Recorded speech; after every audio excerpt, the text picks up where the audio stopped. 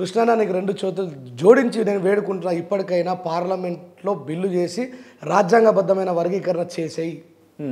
నేను వద్దంటలేను. వీళ్ళ మీదే మొత్తం. నువ్వు అన్నావు కదా, నా జాతి అవసరం కోసం నేను ఒకరి కాలు మొక్కాల్సి వచ్చింది, నా జాతి కోసం ఇదంతా చేయాల్సి వచ్చింది అన్నావు కదా. ఇప్పటితో నన్ను తిరిగి ముగింపు సభ పలుకుతూ పైన ఎవరున్నారు? మోడీ గారే కదా. నేను ఆ గుండెలకు అతుక్కున్నాడు, నీ వీపు మీద చేతి పెట్టి రుద్దిండు. నువ్వు కన్నీళ్ళు పెట్టుకుంటే బాధపడుకో కృష్ణ, నేను నీకోసం ఉన్నా అని చెప్పన్నాడు కదా. మరి చేసుకో, రాజ్యాంగబద్ధమైన వర్గీకరణ చేసుకో. ఒడిసిపోతే లొల్లిపోతుంది, అద్దంటలేవు. కానీ మాలల్ని రెచ్చగొట్టకు, మాలల్ని సైకోలు పడుతుంది, మాలలు దొంగలు పడుతుంది. అయినా మాలలు సపోర్ట్ చేయకపోతే అంబేద్కర్కు కూడా కులపిచ్చును అనబడుతుంది. ఇదంతా నీ దుకాణం బంద్ అవుతుందని భయంతోనే ఎత్తున్నామో అనిపిస్తుంది నాకైతే.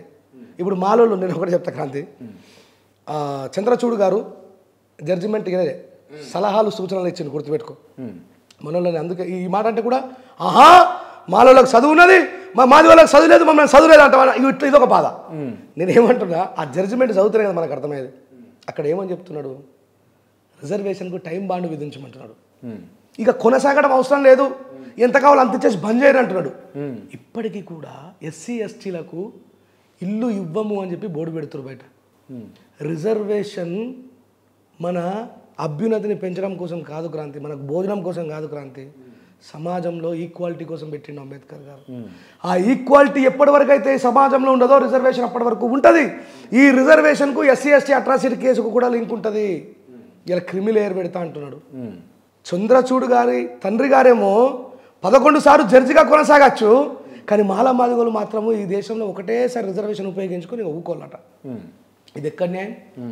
పండిట్ జవహర్లాల్ నెహ్రూ గారు వాళ్ళ కూతురు ఏ ప్రభుత్వం తీసుకున్నా, నరేంద్ర మోడీ గారు ఇలా మూడు సార్లు అయినారు. ఈయననే మహారాష్ట్ర ఎలక్షన్లో ఏమంటున్నాడు, మేరా భాయ్యో హమ్ బాటేతో కాటైతే మనం విడిపోతే కథమైపోతాం అంటాడు ఓబీసీలని. సోమన్నకి ఈ సందర్భంగా నేను సమాధానం చెప్పాలి. నీ ముంగట్నే కూర్చోరన్నాడు, ఏబిసిడి వర్గీకరణ బీసీలలో జరిగితే తప్పులేదు కానీ ఎస్సీలలో జరిగితే తప్పెందుకు అని. సోమన్న, ఏబిసిడి వర్గీకరణ బీసీలలో జరిగితే తప్పెందుకు లేదంటే వాళ్ళకి అంటరానితనం లేదు, మనకు అంటరానితనం ఉన్నది. ఇదే సోమన్నని, ఇదే సుక్కరాం నర్సేని, ఇదే రెంజాల రాయేసి రేపు పొద్దుగల ఊచకోతకు వస్తారు. మనం అనుకుంటాం మనం కమ్యూనిజం కోసం పోరాడినాం, మనం అంబేద్కరిజం కోసం పోరాడినాం, మనం మితవాదుల మీద పోరాటం చేసినాం. ఆ స్వేచ్ఛని కోల్పోతాం. వీళ్ళకి అర్థమవుతుంది. ఆ ఏబిసిడి వర్గీకరణ మాత్రమే చూపిస్తుంది. వెనకాల దాంట్లో 500 పేజీలలో ఏం రాసిందో తెలియదు వీళ్ళకి. తెలియకపోతే కనీసం దాంట్లో ఉన్న మేధావులను అడిగి తెలుసుకోవాలి కదా. ఒకటేసారి ఉపయోగించుకోవాలి, అయిపోయింది. దీనికి టైం బాండింగ్ ఉండాలి. అరే మమ్మల్ని తెల్లటి బట్టలు వేసుకున్నా, ఇంత గొప్పగా బతుకున్నా ఇంకా అంటరాని వాళ్ళు కానీ చూస్తున్నారు. అంతెందుకు క్రాంతి, ఇదే ప్రభుత్వంలో బీజేపీ గవర్నమెంట్లో మన కొత్త పార్లమెంటుకు ముర్ము గారు మన రాష్ట్రపతికి ఎందుకు ఆహ్వానం లేదు? కేవలం ఒక అంటరానమే కదా. అఖిలేష్ యాదవ్ గారు రామ జన్మభూమిలో ఉన్నటువంటి అయోధ్యకు పోయి వచ్చిన తర్వాత గంగనీలతో అడిగినారు. ఒక బీసీలకు జరిగిన అవమానం ఒక మాజీ సీఎంకు. ఈ దేశంలో ఎప్పటి వరకైతే అంటరానితనం ఉంటుందో అప్పటి వరకు రిజర్వేషన్ ఉండాల్సిందే. ఏబిసిడి వర్గీకరణ మళ్ళీ చెప్తున్నా, ఇప్పుడు ఏబిసిడి వర్గీకరణ జరిగితే అంటరానితనానికి ఏం లింక్ ఉంటుందన్న? ఇప్పుడు దాన్ని ఆ 500 పేజీలలో ఏమున్నా అదే చదవమని. సరే చెప్పండి ఒకసారి, మీరు ఓవరాల్గా చెప్పండి అర్థమయ్యే పద్ధతిలో మాలమాధవులకు అందరికీ. ఏబిసిడి వర్గీకరణ రాజ్యాంగబద్ధంగా జరగాల. ఈ తెలంగాణలో మాదిగలే ఎక్కువ ఉన్నారు కాబట్టి మాదిగలకే రిజర్వేషన్ ఉండాలా. వాళ్ళతో పోల్చుకుంటే మాలలు ఎంత ఉన్నారు, వాళ్ళకే రిజర్వేషన్ అంతే లిమిటేషన్లో ఉండాలా.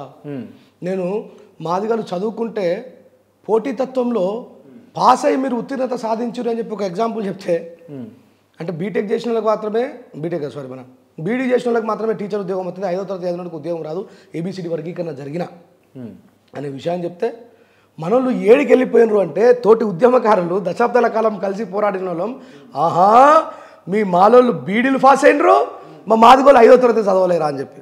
అంటే నిజంగా అంటే మాల సామాజిక వర్గం చైతన్యమైంది, చదువుకున్నారు, చదువులో ముందున్నారు, ఆర్థికంగా ముందున్నారు, రాజకీయంగా ముందున్నారు. కానీ మాదిగ సామాజిక వర్గం అంతన్న కంపారబిలిటీ మాదిగ వెనుకబడ్డది. దీన్ని అగ్రి చేయరా? నేను కాదంటలేను, ఒప్పుకుంటున్నా. అందుకే కదా మాలల సభలో ఉండి కూడా ఎనుకోళ్ళు ఏమనుకుంటారు అనే విషయం నాకు అవసరం లేదు.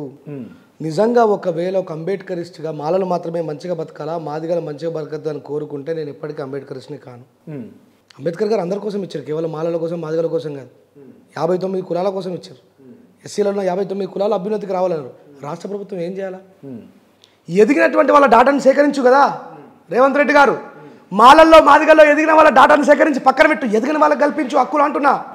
నువ్వు ఒకవేళ చేయాలనుకుంటే నీ చేతిలో లేదా అధికారం, నువ్వు ఇలా కావాలని చెప్పి ఏబిసిడి వర్గీకరణ చేసినా మళ్ళా సుప్రీంకోర్టులో మాయావతి గారు, మధ్యప్రదేశ్ వాళ్ళు, చంద్రశేఖర్ ఆజాద్, బీహార్ వాళ్ళు అధికంగా మాదిగా ఎంపీలే వచ్చి మళ్ళీ దాన్ని క్లాసిఫై చేసేసి ఆపేస్తారు.